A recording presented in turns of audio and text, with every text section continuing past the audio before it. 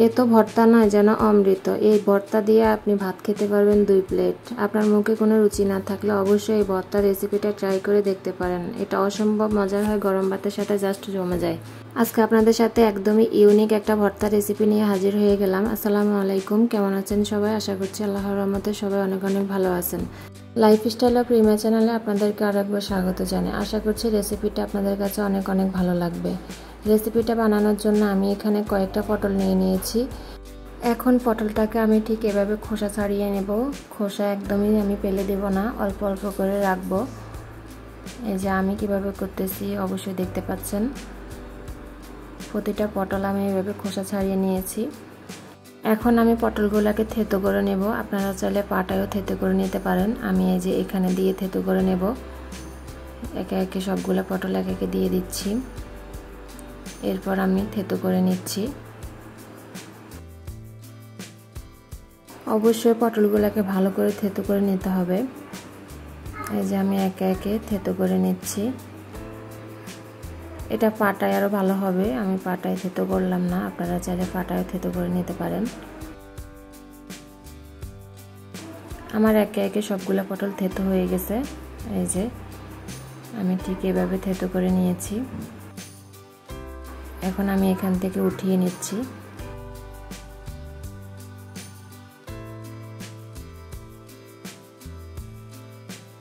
পটলগুলো উঠানো হয়ে গেছে। এখন আমি এখানে দিয়ে দেব পরিমাণ মতো রসুন। রসুনগুলোকে আমি থেতো করে নেব। রসুনগুলোকে আমি থেতো করে উঠিয়ে নিয়েছি। এখন চুলায় একটা কড়াই বসিয়ে এখানে দিয়ে দেব পরিমাণ মতো তেল। তেলটা ভালো করে গরম হয়ে আসলে আমি এখানে দিয়ে দেব পরিমাণ মতো পেঁয়াজ কুচি। পেঁয়াজ কুচিটা আমি বেশি পরিমাণে দিচ্ছি। এরপর আমি দিয়ে দেব থেতো করে রাখা রসুন।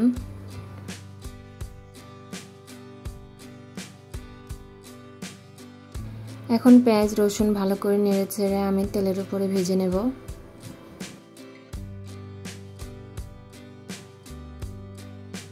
পেঁয়াজ রসুন ভাজা হয়ে গেলে এখানে আমি দিয়ে দেব হাফ চা চামচ কালো জিরা। কালো জিরাটা দিলে এই ভর্তার স্বাদটা দ্বিগুণ বেড়ে যাবে। অবশ্যই একবার হলে ট্রাই করে দেখবেন। এখন আমি দিয়ে দেব থেতো করে রাখা পটল। থেতো করে রাখা পটলগুলোকে দিয়ে আমি ভালো করে নেড়ে চেড়ে পেঁয়াজ রসুনের সাথে মিশিয়ে নেব।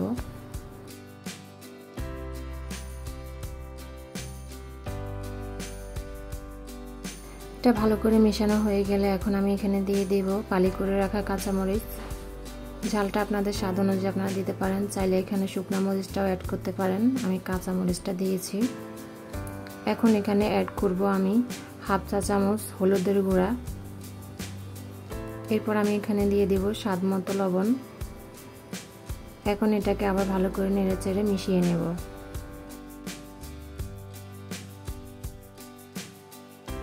সবগুলো উপকরণের কালারটা চেঞ্জ হয়ে আসলে আমি এখানে দিয়ে দেব সামান্য পরিমাণে চিনি।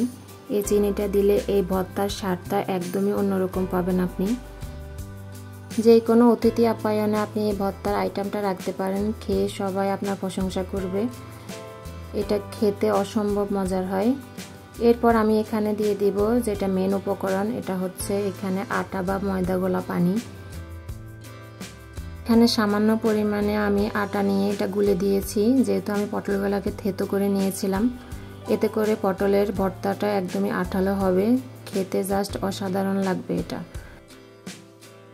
এই যে এখন আমার পটলের ভর্তাগুলো একদমই রেডি।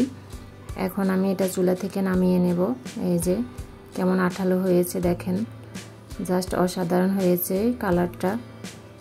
ভিডিওটি দেখতে দেখতে যারা এই পর্যন্ত চলে এসেছেন তাদেরকে জানাই অসংখ্য অসংখ্য ধন্যবাদ। আমার ভিডিওটি কেমন লেগেছে অবশ্যই কমেন্টে জানাবেন। ভালো লাগলে একটা লাইক দিয়ে দিবেন। আর আমার ভিডিওটি যদি আপনার কাছে ভালো লেগে থাকে চাইলে চ্যানেলটি সাবস্ক্রাইব করে বেল বাটনটি ওপেন করে রাখতে পারেন, যেন আমি কোনো ভিডিও দিলে আপনি সাথে সাথে পেয়ে যান। আর আপনি যদি অলরেডি কাজটা করে থাকেন আপনাকে জানাই অসংখ্য অসংখ্য ধন্যবাদ। এই যে আমি একটু পরিবেশন করে নিয়েছি পটলের ভর্তা। মাশাআল্লাহ কতটা লোভনীয় হয়েছে দেখতে পাচ্ছেন।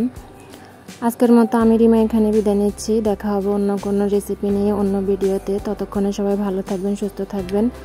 আসসালামু আলাইকুম, আল্লাহ হাফেজ।